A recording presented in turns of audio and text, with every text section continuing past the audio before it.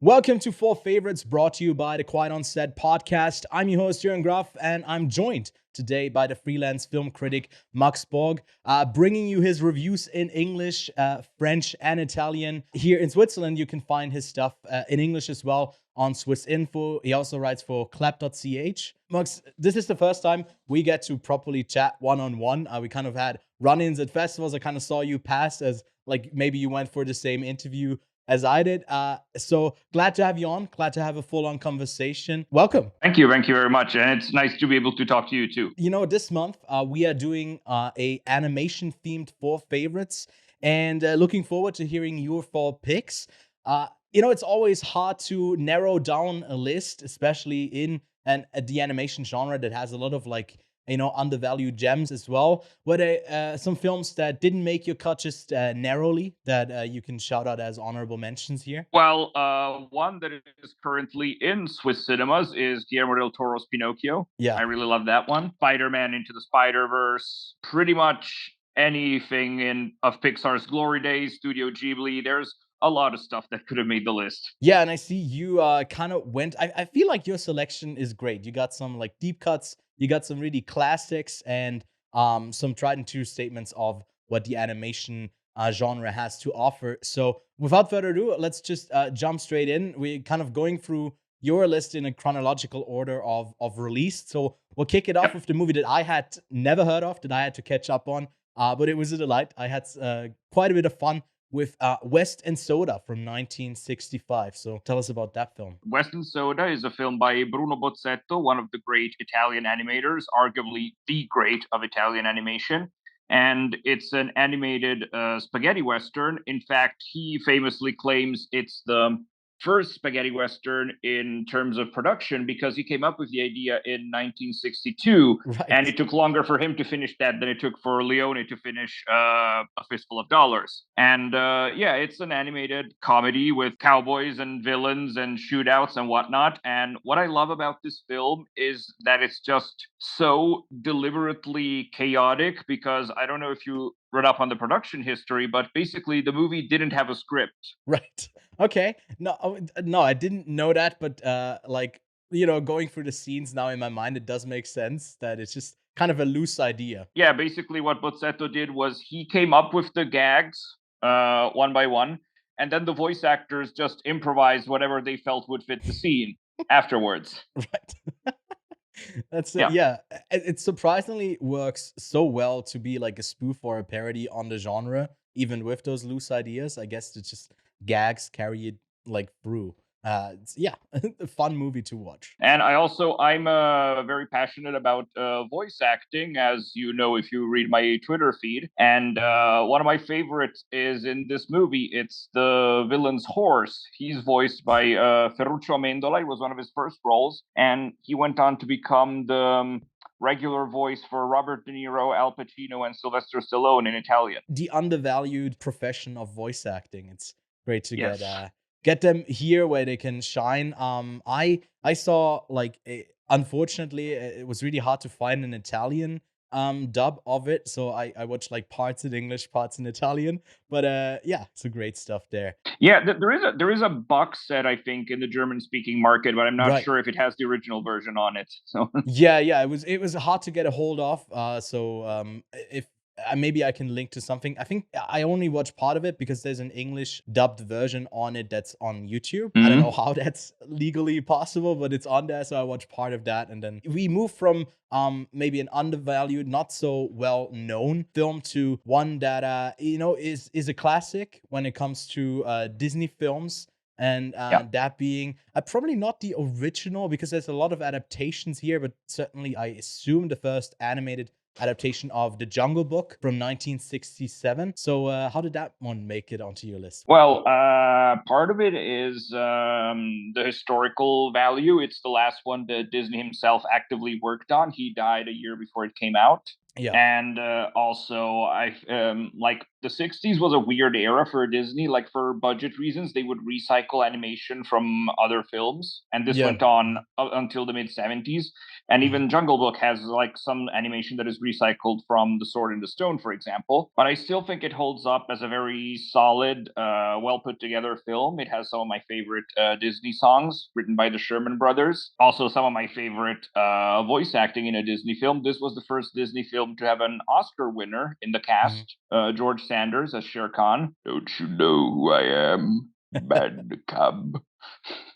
He's very iconic in that role. He Yes. stands out so much from the rest of the voice cast. That like how hard he leans into it as well. Yes, and part of it is also just nostalgia for me because I saw it at the right time as a kid. I'm Mhm. of the generation where my parents would buy the latest Disney VHS as soon as it was out because it wouldn't be available a few Mhm. months later. Yeah. And it was right around the time also that Tailspin was airing on television, so those characters just mean a lot to me. Right. It's similar to me on my list. I got The Lion King there. Similar to that, I kind of feel like that's even like a more modern retake on a story like that. It obviously has some similarities with The Wilderness, but the rest of the story is completely different. Yeah. But yeah, some childhood favorites here. And also, I mean, Jungle Book also has one of my favorite behind the scenes stories, which Yeah. is that the Beatles were supposed to do the voices of the vultures. I had to look up if the Beatles actually did them because it felt like impersonators of the Beatles. So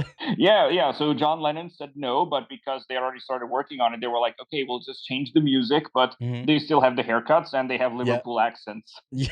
And then in the sequel, they got Phil Collins to play the fifth vulture. What did you make of the recent remake of the film? I really like the remake. It's probably my favorite of the remakes. Mhm. I like a lot of them, quite a few. Like I think they at least try to do a good job, and this Yeah. one really I think hits that sweet spot of being reverential enough, but also very much its own thing, like Kenneth Branagh's Cinderella the year before. Yeah, agreed. I think those two are also the ones that I would point out as like good remakes. A film that I think should never be remade just because it's just a classic that should be untouched but watched by more is the 1988 Japanese classic Akira, the comic book adaptation. So a film that definitely made it onto my honorable mentions list. I saw it pop up on a bunch of lists, so I took it out of mine. But what can you tell us about Akira? Yeah, well, I agree with you that it shouldn't be remade, even though some of the names they have mentioned in recent years were at least interesting. Like it could be a different take on the material. Like Yeah. Taika Waititi was attached for a while. Right. Yeah. Was it a live action one that he would get? Yeah, yeah, I, yeah. I feel It's like supposed live to be live actions, action. it's so hard to do because a lot of the charm comes from a time in the 80s. Maybe I'm taking away what you were gonna say, but um the budgeting for this film was like something that's unheard of before and after. There was Yeah. a lot of money that was put into this film, and it just stands out that way. And I feel like it's No, timeless, right? but also like in terms of aesthetics, what's the point of a live action Akira when the Matrix exists? Yeah, yeah, that's true. Yeah. And you can still reference it, even with Nope. Most recently, Jordan Peele made a reference to Yes. it with the Akira slide. That's really iconic. And yeah.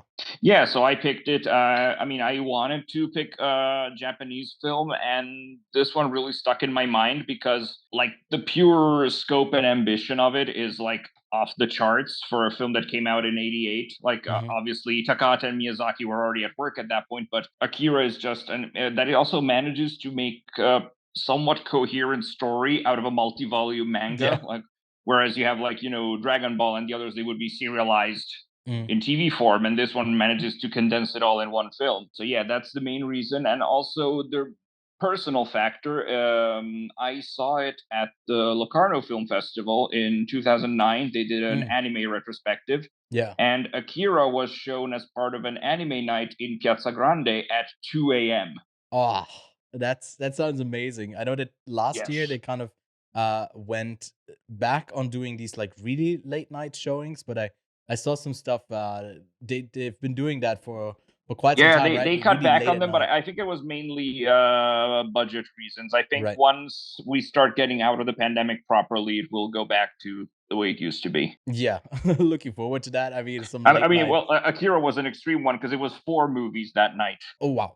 Okay. Feels like that's kind of unheard of unless you do like short films. Interesting. Interesting there. Well, people can find you at the Locarno Film Festival, right? Maybe roaming around if they ever make it there. Oh, you can definitely find. I work there, so Yeah, you do translations for I translate their press releases during the all right. year, and during the festival, I work for the Locarno Daily, the little magazine we put out in the Oh. piazza. Ah, interesting. Well, Yeah. didn't know that. Great to know. Let's move on in stop motion to Coraline from Henry Zellick from 2009. Another favorite of mine. I feel like a lot of the stuff could be on either of our lists, so I really connect with your picks as well. But why did you pick Coraline? Well, I wanted to do a stop motion one because I'm really passionate about stop motion. So it Hmm. was basically either Aardman or Henry Selick. I mean, well, I mean, possibly Guillermo del Toro's Pinocchio, but that is still Yeah, a bit too recent. yeah. I've seen it twice already, but it's still too recent. So I went with Selick, and the reason I picked Coraline is, well, again, there's a personal factor because I saw it in the cinema in 2009 in the summer, Hmm. and this was leading up to Avatar, so a bunch of Right. movies were already being released in 3D, so cinemas could prepare for Avatar. Hmm. And Coraline is one of maybe half a dozen movies I've seen where the 3D actually makes a difference. Right. Because the way Selick used it, it's kind of like what they did in live action with Tron Legacy. The 3D emphasizes the difference between the two worlds. Hmm. So Right. it gets even trippier if you see it on the big screen in 3D. Yeah. And the other reason I picked it is because I'm a huge fan of Henry Selick. I was fortunate enough to see his latest, Wendell and Wild, in the cinema because I was at the Toronto Film Festival where it Mm-hmm. premiered. And I picked Coraline because it's the one that feels most like 100% Selick, even though it's based on a book by Neil Gaiman. Because Yeah. Nightmare Before Christmas, of course, has Tim Burton in the freaking title. Yeah. James and the Giant Peach, also produced by Tim Burton, so he's kind of been overshadowed in that way. Hmm. And Wendell and Wild was co-written and co-produced by Jordan Peele, so you can really feel his DNA as part of it. Yeah. Whereas this one really feels like, I mean, besides the fact that it's based on a they're book, great it feels pairing. like a Selick original. Yeah. Yeah, I feel like they go together like super well in this, where it's like, Yeah. the darker undertones of the story, work with the lightheartedness. It has a lot of charm. To me, I only recently just caught up with it. I think it's one of the fastest 5 stars that I've ever given to a film. I really loved it as well. So a lot of charm coming from Coraline. Yeah, and I wanted to do a stop motion also because of like really the hard work that goes into it. It takes longer to make one of those than a Yeah. traditionally animated film or a computer animated film. Hmm. In fact, there's a funny story about that. Coraline is voiced by Dakota Fanning, Hmm. and she was 10 when she recorded her lines and 15 when the movie premiered. Okay, I did not know that. I was about to say, wait, is she really? I thought she was older than that. I feel like it comes through with the performances in there as well. It's also a great voice cast in there that gives it its charm. Yeah, well, I mean, it came out while Desperate Housewives was airing on TV, and Terry Hatcher plays the mother and the other mother. Hmm. And if you know her like mainly from Desperate Housewives or even Lois and Clark, she's absolutely terrifying in Coraline. Yeah, yeah, she is. Yeah, that overbearing type of thing where you can't really put your finger on what she's gonna do next. So Yes, exactly. great story when it comes to diving into a whole recently Alan told us about Alice from a, I think, Polish or no Czech filmmaker, really disturbing film. So here I Oh, think Spankmeyer. Yeah. yeah, exactly, another stop motion film where someone goes through a hole into a different world, but gotta stick with Coraline for that one, so go seek those films out. But yeah, I think that wraps it up for your list. Thank you so much, Max, for sharing it with us. Thanks for having me. Yeah, for those watching right now, make sure to leave your lists in the comments below and let us know if you'll be watching any of his picks. We are premiering a bunch of more episodes later this month, so subscribe to the channel to not miss more episodes of Four Favorites. Max, where can people find you on the internet? Yes, so you can read my stuff on Swiss Info, as already mentioned. Hmm. Also, if you understand Italian, I'm a regular contributor to Il Corriere del Ticino, based in Lugano. Hmm. And I also occasionally write for NZZ am Sonntag, their weekly film newsletter. And otherwise, you can find me on Instagram, Max Borg, it's very easy. And on Twitter, my handle is IMDborg. I love that name, by the way. Yeah, a friend of Okay. mine suggested it to me like 10 years ago, and it's stuck ever since. Yeah, pretty good stuff. So yeah, thanks so much for coming on, and yeah. Absolutely.